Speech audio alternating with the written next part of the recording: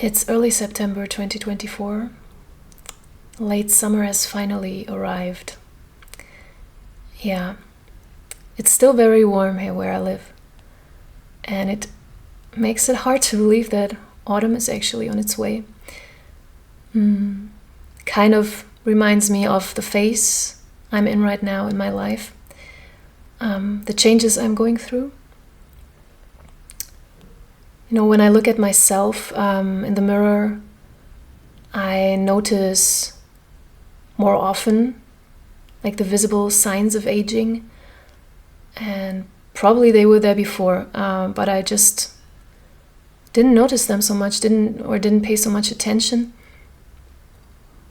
Yeah, and probably now I just notice them more because of the changes I'm going through, the separation I'm going through after 2 decades of being together.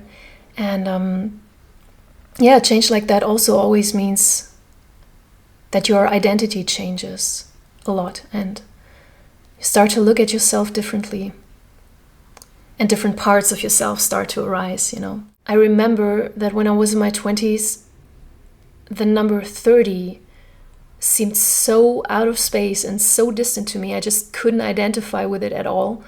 I probably thought it represented adulthood or something like that. Like, you know, this invisible, crucial point when I should just have my life together, like at 30. It's like kind of funny to me right now. And of course, none of that happened because I started like over in so many ways in my early 30s. And also interestingly, I felt even younger in my 30s than I did in my 20s. Yeah, and then again, the number 40 seemed so daunting to me at times. I don't know, I just remember that I imagined 40 as this invisible threshold, this point where I would transition from being a younger woman to being an older one or something like that, which is probably true, but anyway, what does that mean? So I can't really say that I feel older now because that's kind of an empty expression to me, because I could say that I do feel wiser. Yes, I feel stronger because I've been through a lot in the last 10 years. But I also really can feel my worth and my essence much more than I did in my 30s, 20s. When I turned 40, I threw a big party in the woods, like just to celebrate this new chapter of my life, which was mostly a narrative in my head, of course, but still I believe that we consciously create our reality. And I just want to look forward to each new chapter of my life and embrace everything that is connected to it, and especially the signs of aging. Also to redefine beauty, I think that's so important. I don't want to feel bad about like my silver hair or my wrinkles, which I luckily don't. And also I don't want to feel bad about, you know, the changes that came with motherhood. And, also with the adversity of life. Nobody should feel bad about that. And after all, I mean, aging is a process of constant reinvention. When we look at nature, you know, we see how it recreates itself over and over again. We see how everything moves in cycles and how everything returns to its essence while a new form arises. And we are part of that. We are part of nature. We sometimes tend to forget that. So this week, I simply want to draw inspiration from the season of late summer. And, I want to reflect or to contemplate on the creativity of aging. And I just hope you will keep me company.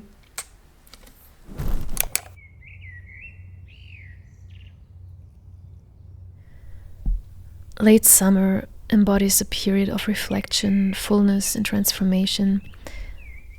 It's a time when the initial vibrancy of spring and the full bloom of early summer give way to a more subtle and complex beauty. The sun hangs lower in the sky, casting longer shadows, and the days begin to cool, carrying a sense of both fulfillment and transition.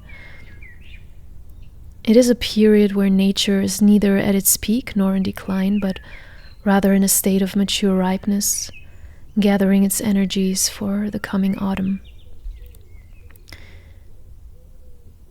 And this kind of mirrors the creativity that often emerges with aging. As people grow older, they move beyond the passionate energy of youth, entering a phase where creativity becomes infused with a depth of experience, wisdom, and introspection. Like late summer, this stage of life is about harvesting and transforming what has already been cultivated. It's a time to explore new forms of expression, to see patterns and connections that were invisible before, and to appreciate the beauty of what is ephemeral.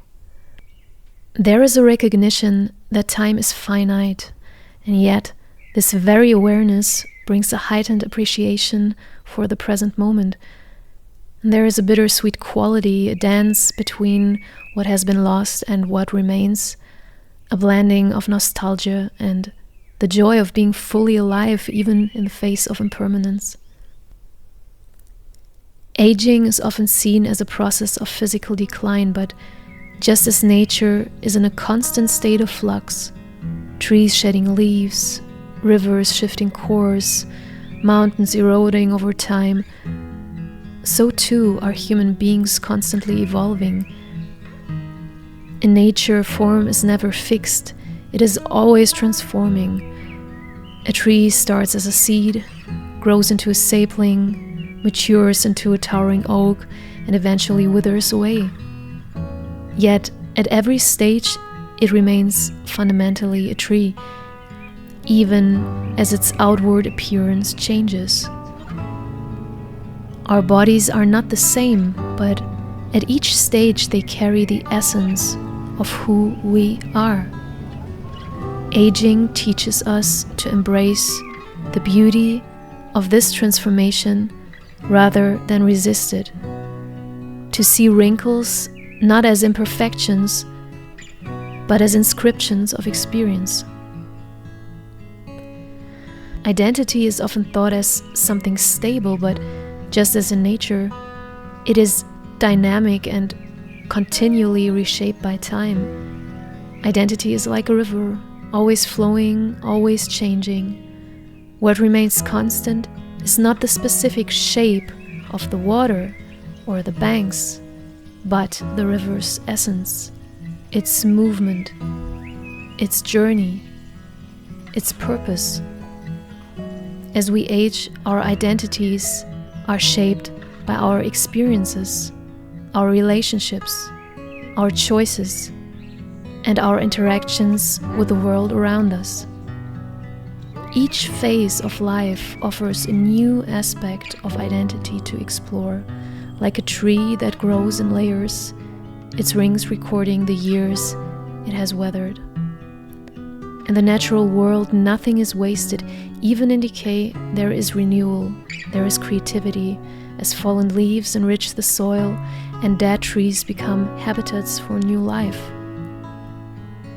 As we age, we shed certain aspects of who we were, youthful illusions, fears, even certain ambitions, and in doing so, make space for new growth, new wisdom, and new ways of being. It is in aging that we come to understand that the self is not a static entity, but a continuous unfolding, much like the eternal cycle of nature itself.